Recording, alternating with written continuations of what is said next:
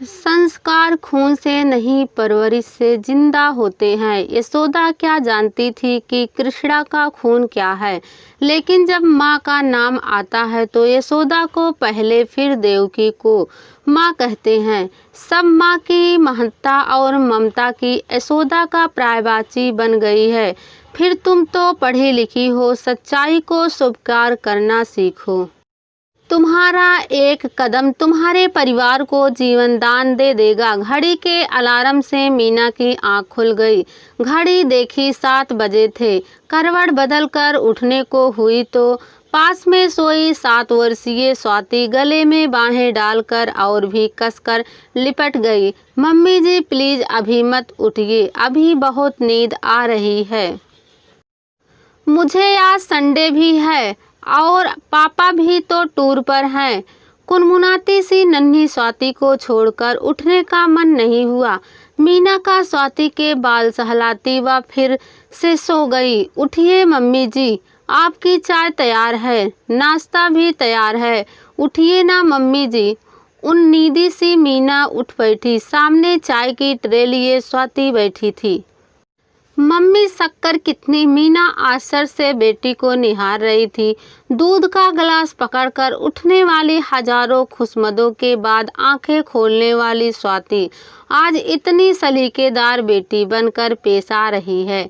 अपनी मोह मुस्कान के संग स्वाति बोली, आज मदर्स डे है ना मम्मी? मेरी सारी सहेलियां अपनी मम्मी को बेटी देने वाली है आज। ओह तो ये बात है, मदर्स डे का तोहफा है। ए बेड पर चाय और नाश्ता। मीना ने देखा प्लेट में बटर लगी ब्रेड और बिस्किट करीने से सजे थे।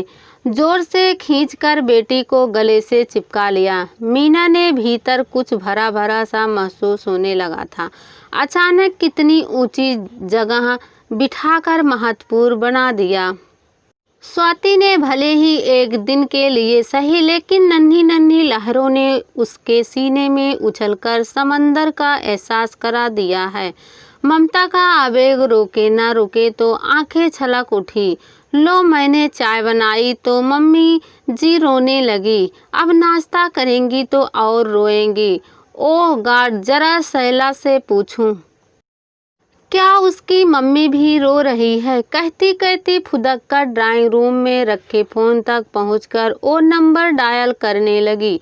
सपना बीएससी सेकेंड ईयर की स्टूडेंट। हर वक्त मीना दी कहती उसके आगे पीछे घूमा करती। कभी नोट्स बनवाने, कभी लाइब्रेरी से बुक इशू करने, कभी साइंस के फिगर ड्रा करने तो कभी प्रैक्टिकल समझने।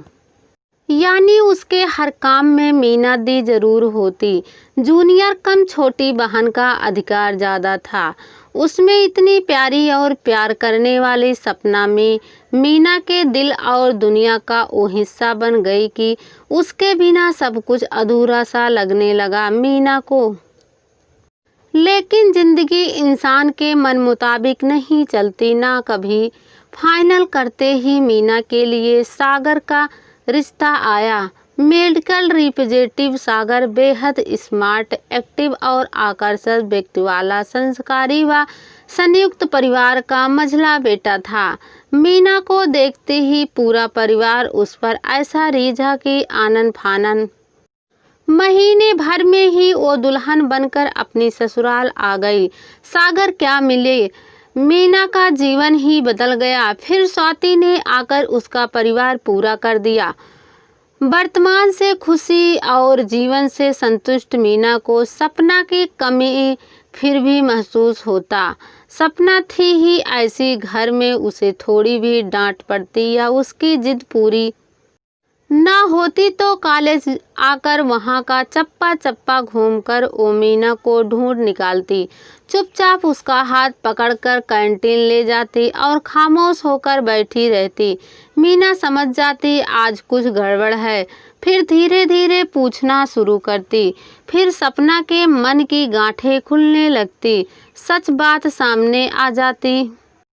मीना उसे समझाती, सही रास्ता बताती। थोड़ी देर बाद रोती बिसुखती उदास सपना मुस्कुराती। उलझती अपनी क्लास में चल देती। मीना अपने घर संस्कार में खुश थी। 4 साल की स्वाति की शरारतों व बातों से तो मीना और सागर का बचपन ही लौट आता। 3 साल पहले न्यू मार्केट में काकरी शॉप पर काकरी खरीदती सपना अचानक दिखाई दी। न्यू मार्केट में भोपाल की असली रौनक बसी है। वैसे भी मीना स्वाति के लिए ड्रेस खरीद रही थी। काकरी शॉप के सामने ही दोनों की नज़रें टकराई तो लगभग दौड़ती मीना सपना तक पहुंची और सपना वो तो मीना से क्या लिपटी, हिचकियों में ही डूब गई। मीना दी, आप यहाँ शादी के बाद से यहीं तो हूँ मैं। अरे शादी करके तो बड़ी प्यारी दिखने लगी है तू। यहाँ कहाँ रहती है, क्या करते हैं तेरे मियाँ, और कब हुई तेरी शादी? न कार्ड न खबर, भूल गई न मीना दीदी को। अरे बाप रे, मीना दी सांस तो ले लो, सब बताती हूँ। 3 साल हो गए शादी को। यहाँ जहांगीरगंज में हम लोग के 3 मेडिकल शॉप हैं और बच्चे। मीना की बात पूरी होने से पहले ही स्वाति उन दोनों के बीच आ खड़ी हुई। मम्मी जी, ओ बारबी डॉल दिलवा दीजिए। सामने दुकान के शोकेस में रहती बारबी स्वाति को मोह रही थी। अरे ये आपकी बेटी है मीना दी। हाय कितनी प्यारी, कितनी सुंदर, कितनी स्वीट है। स्वाति शर्मा गई। उसकी मोहक मुस्कान ने सपना को निहाल कर दिया। देखो बेटा, मैं तुम्हारी सपना मौसी हूँ। चलो हम दोनों लेकर आएंगे तुम्हारी बारबी डॉल को। और मम्मी को मत देखना, क्योंकि तुम्हारी मम्मी मौसी के आगे कुछ नहीं बोल सकती। क्यों है ना मीना दी? मीना हंस दी। वो रोकती रही लेकिन सपना तो वही पुरानी सपना थी। लौटी तो बारबी के संग संग खिलौनों का ढेर लेकर लौटी। अरे इतना सब क्यों उठा लाई सपना? घर पर खिलौनों का ढेर लगा है। सपना का चेहरा उतर गया। मीना को अपनी गलती महसूस हुई। बात संभालते हुए वो बोली, स्वाति मौसी को थैंक यू बोलो, और जब वो छोटे भैया के संग घर आएंगी तब भैया के संग सारे खिलौने ले खेलना। मौसी को पूछो भैया को लेकर कब आएंगी। सपना चुप थी, उसने कोई जवाब नहीं दिया। मीना ने इस ओर ध्यान ही नहीं दिया। अपना पता बताकर सपना से विदा ली। उसने घर लौटी तो सागर घर पर ही थे, पेपर पढ़ रहे थे। क्या बात है, बड़ी खुशी खुशी लौट रही हो मार्केट से? क्या खजाना पाया है वहाँ? खजाने से भी बढ़कर पाया है। सपना मिल गई शॉपिंग करती हुई। ओ यही है, 3 सालों से और आज मिली है। जहांगीराबाद में उसके 3 मेडिकल शॉप हैं। अच्छा, किस नाम से हैं मेडिकल शॉप? उनकी शर्मा मेडिकल बता रही थी। सबसे बड़ी शॉप उन्हीं की है मार्केट में। सागर की मुस्कुराहट एक एक खामोशी में बदल गई। ओह, तो ये विवेक की वाइफ है। 3 साल हो गए ना सपना की शादी को। हाँ सागर। उफ, सागर उठकर जाने लगे। दर्द की लकीरें उनके चेहरे पर छा गई थी। क्या हुआ आपको अचानक? हाथ पकड़कर सागर को सोफे पर दोबारा बिठाते हुए मीना बोली, आप कुछ छुपा रहे हैं। आज बरसों बाद सपना मिली है मुझे। रास्ते भर मैं उन लोगों को डिनर पर बुलाने का प्रोग्राम बनाती आई हूँ। बरसों की फूली बिसरी बातें करेंगे। बच्चे भी खुश होंगे। बच्चे नहीं, सिर्फ सपना, मीना और सपना शायद ही तुम्हारे घर आए। तुम्हारी सपना एक निरीह, बेबस और मानसिक रोगी है। मीना उसके कोई बच्चा नहीं है, ना अब भविष्य में कोई उम्मीद है। फिर भी झूठी उम्मीदों पर जी रही है। वह पत्नी का हाथ हाथों में लेकर सांत्वना देते हुए सागर ने आगे कहा, सपना विवेक की शादी के वक्त मैं टूर पर इटरासी में ही था, सो शामिल हो गया उनकी शादी में। बड़ा खुश था विवेक अपनी वाइफ से। जब सपना प्रेग्नेंट हुई तब तो 10,000 से भी ज़्यादा विवेक ने मिठाइयाँ व पार्टी में ही उड़ा दिया। बहुत खुश था वो, बहुत ध्यान रखता था सपना का, ज़्यादातर वक्त उसके साथ बिताता। फिर ना जाने किसकी नज़र लग गई, बच्चा फिलोपियंस ट्यूब में चला गया। आबार्सन हुआ और ट्यूब काट दी गई। 6 महीने बाद वो फिर प्रेग्नेंट हुई और वहीं सब कुछ फिर दोहराया गया। दोनों ट्यूब कटते ही भविष्य की सारी उम्मीदें ही खत्म हो गई। अब माँ ना बनने का दुख तुम्हारी सपना को जीते जी मार रहा है। विवेक भीतर ही भीतर घुट रहा है। सपना के आगे खुश रहने का नाटक करते करते थकने लगा है। अब वह सागर उठकर भीतर चले गए।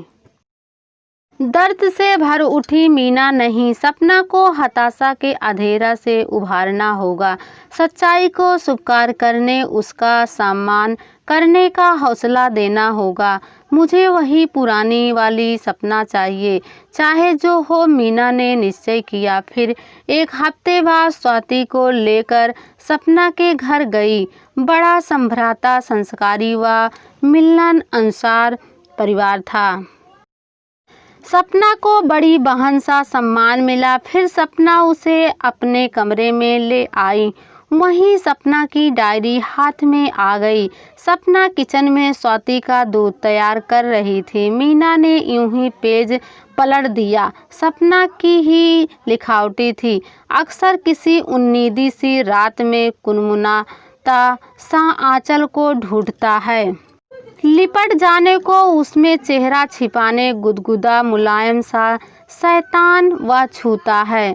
मेरे गालों को नन्ही नन्ही उंगलियों से मुट्ठी में खींचता है। मेरे बालों को मोहक मुस्कान के संग फिर दुबक कर सो जाता है। मेरा गर्म गर्म सांसों में डूबकर आंचल को मुट्ठी में भर निश्चित होकर, और सुबह बिस्तर की खाली सिलवटें, कमरे का सूनापन और खाली आंचल को थामे सिसकती मैं, उफ, सुबह की रोशनी से तो अच्छा है रात का अंधेरा जो सच्चाई का सूरज तो साथ नहीं लाता। सपना बदनसीब माँ तड़प उठी। मीना सपना की टूटन का एहसास भीतर तक भेद गया। नहीं, वह नहीं जाहिर होने देगी अपने दर्द को, क्योंकि पुरानी सपना को पाने का बीड़ा जो उठाया है। थोड़ी देर रुककर मीना घर आ गई। अब स्वाति प्रायः सपना के पास ही रहती। सपना की मुस्कुराहट वापस लौट आई थी। दर्द की तड़फन कम हो गई थी। सपना, कुदरत ने अगर तुमसे मातृत्व का सुख छीन लिया है तो कोई बच्चा गोद लेकर उसके इस फैसले को बदल दो। नहीं मीना दीदी, अपना बच्चा अपना ही होता है। उसे जन्म देने की वेदना और पा लेने का सुख, इसकी पूर्ति तो संभव ही नहीं। सपना, बच्चा तो बच्चा ही होता है। जरा सोचो, तुम्हारे कारण एक बच्चे का भविष्य सुरक्षित हो जाएगा। उसे तुम्हारी ममता की छाव और पिता का साया मिलेगा। एक अनाथ तुम्हारा नाम पाकर तुम्हारा नाम रोशन करेगा। डॉक्टर, इंजीनियर, वकील, पुलिस अफसर या बिजनेसमैन, जो चाहो उसे बनाना। सपना, तुम एक बच्चा नहीं बल्कि एक पीढ़ी की नींव मजबूत करोगी, क्योंकि हर पुरुष एक पीढ़ी का प्रतिनिधित्व होता है। मैंने हर बार तुम्हारा कहा ही किया है। सपना, प्लीज मेरी एक बात मान लो। मीना दीदी, संस्कार तो खून से मिलते हैं, पता नहीं किसका कैसा खून हो। नहीं मीना दीदी, मैं नहीं सोच सकती, कुछ मेरी आत्मा गवाही नहीं देती। नहीं सपना, मीना मनुहार पर उतर आई थी। संस्कार खून से नहीं, परवरिश से जिंदा होते हैं। यशोदा क्या जानती थी कि कृष्ण का खून क्या है, लेकिन जब माँ का नाम आता है तो यशोदा को पहले, फिर देवकी को माँ कहते हैं सब माँ की महत्ता और ममता की यशोदा का पर्यायवाची बन गई है। फिर तुम तो पढ़ी लिखी हो, सच्चाई को स्वीकार करना सीखो। तुम्हारा एक कदम तुम्हारे परिवार को जीवन दान दे देगा। सपना चुप थी, उसकी आंखों से लगातार आंसू बहे जा रहे थे। मीना दी, मैं बदनसीब मर क्यों नहीं जाती? भला ठूंठ का जीवन भी कोई जीवन होता है। तुम बदनसीब नहीं हो सपना। विवेक भैया तुम्हें बहुत चाहते हैं। ये उन्हीं की चाहत का प्रमाण है कि उनका परिवार तुम्हारा विरोध नहीं कर पा रहा है। आज शादीशुदा बच्चे वाले पुरुष अवैध संबंध बनाने में नहीं चूकते। एक पत्नी के होते दूसरे पति घर ले आते हैं, लेकिन विवेक भैया उनके त्याग और महानता की कीमत मत आंको। उनकी मानसिक स्थिति और दर्द को हमने महसूस किया है। अपने दुख दर्द के समंदर से बाहर निकालो। अंधा कुआं कुछ नहीं देता सपना, लेकिन खुला आसमान जीने के लिए सांसें जरूर देता है। यही सब बातें घुमा फिरा कर मीना व सपना के बीच होती। मीना को विश्वास था सपना बदलेगी, लेकिन सपना अब भी झूठी आस पर जी रही थी। फिर सागर का ट्रांसफ़र यहाँ दिल्ली हो गया। मीना अपने घर गृहस्थी और परिवार में डूब गई। स्वाति हर पल चहक रही थी। मम्मी के सारे काम वही जोर कर रही थी। बाथरूम का गीजर ऑन था, कपड़े बकायदा बाथरूम में लगे थे।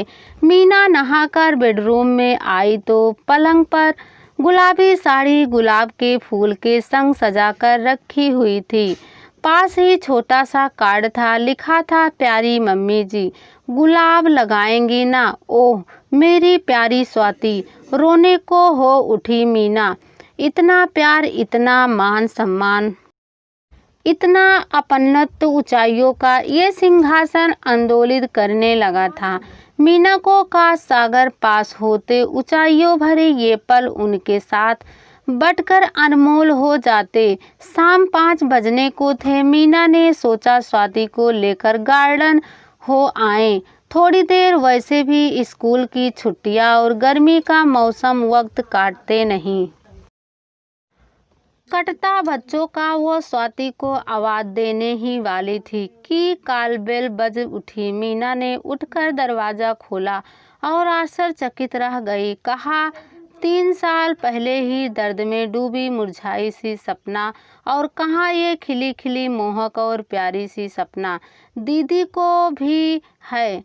नीचे टैक्सी के सामान उतरवा रहे हैं। फिर बोली, मीना दी, आप नाराज थी ना? तभी तो भूल गई, एक फ़ोन भी नहीं किया कभी। अब शिकायत खत्म कर और भीतर चल, मुस्कुरा कर बोली मीना। फिर स्वाति को आवाज़ दे उठी, बेटा स्वाति, स्वाति देखो कौन आया है, तुम्हारी सपना मौसी।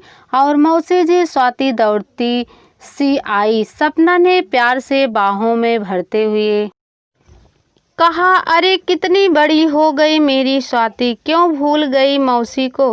स्वाति शर्मा गई, फिर चहकती सी बोली, मौसी पानी लाऊं आपके लिए? आज मदर्स डे है ना, आज सब काम मैं करूंगी। मौसी, शाम को मम्मी की गिफ्ट आप ही खोलिएगा। ठीक है, स्वाति के लिए एक गिफ्ट मैं लाई हूँ। मैं भी जानूँ क्या है भई? मीना बोली, दीदी जानने की नहीं, देखने की चीज है आपकी गिफ्ट। दरवाजे में प्रवेश करते हुए विवेक ने मुस्कुराते हुए कहा। फिर मीना ने जो देखा विश्वास ही नहीं हुआ। विवेक की गोद में प्यारा गुड्डे सा साल भर का बेटा था। मुंह में अंगूठा डाले टुकुर टुकुर सबको देख रहा था। उसकी नन्ही नन्ही चमकती आंखों में आश्चर्य था। सपना को देखते ही उसके पास जाने का मचल उठा। विवेक ने नीचे उतार दिया उसे। गर्दन नीचे किए सबसे शर्मा रहा था। डगमग डगमग करता सपना तक पहुंचा और उसकी गोद में मुंह छिपा लिया। मीना मुग्ध होती उसके सिर पर हाथ फेरती हुई बोली, ये प्यारा सा चमत्कार कैसे हो गया? क्या नाम है इस चमत्कार का? शरद नाम है मीना दी। वैसे लकी कहते हैं सब, और इस चमत्कार का श्रेय तो आपको ही चाहता है। दीदी मुझे वो कैसे मीना दी? आपके जाने के बाद बहुत अकेली हो गई थी मैं। स्वाति के बिना बार बार बीमार होती। इसी क्रम में आपकी समझाई वो बातें मन में घर करने लगी। मुझे लगने लगा कि अपने बच्चे का कौन सा एहसास जिंदा रहता है। परसों वेदना की एक हल्की सी याद, कोई विशेष दिन विशेष याद, कौन सी यादें अमिट रह पाती है भला। अधखुली सीप सी उनीदी आंखों में मलता कुनमुनाता सा, माँ के आंचल को मुट्ठी में भरे मुस्कुराता नवजात शिशु, बस यही ना। पर जैसे जैसे वो बड़ा होता है उसका हंसना, मुस्कुराना, खिलखिलाना, घुटने चलना, डगमग कदमों से माँ का सहारा पाना, यही तो सच बनता जाता है और पिछला सब धुंधला होने लगता है। मीना दी पिछले साल जेठ की बेटी को सूरदास पढ़ाते वक्त कृष्ण और यशोदा से गुजरते मैं आपकी बातों तक पहुँच जाती। मीना दीदी, यशोदा बनकर जब मैंने जिया तो मेरी तो दुनिया ही बदल गई। आज लकी के बिना मैं एक पल भी नहीं रह सकती। सच ही कहा था दीदी, अपने की बच्चा सिर्फ ममता जानता है। तुम उसे जन्म दो या ना दो, 10 दिन का गोद लिया था हॉस्पिटल से। इसके जन्म देते ही माँ नहीं रही। पेपर में न्यूज़ आई कि जो लेने का इच्छुक हो संपर्क करे। सौभाग्य के इस द्वारा तक पहुंचने में फिर देर नहीं की हमने। दीदी और प्यारा शैतान सा लकी हमारा हो गया। आंखें भर आई थी सपना की और मीना की भी। मीना ने देखा सपना का गरिमामय मातृत्व रूप, एकदम तृप्त और संतुष्ट थी। वो विवेक उसे मोहक ढंग से एकटक निहार रहा था। कुंठा और तनाव की जगह मातृत्व का अनोखा गर्व उसके चेहरे पर चमक रहा था। पत्नी के प्रति एक निष्ठा कायम रखकर 7 फेरों के सच कोई ईमानदारी से जिया था। विवेक ने मीना से उसने कहा, दीदी ये सब आपकी ही देन है। अंधे कुएं से उभरकर आसमान की ठंडी हवा में ये जीवन दान आपकी ही प्रेरणा से मिल पाया हमें। वो उठकर मीना के चरण स्पर्श को झुक गया।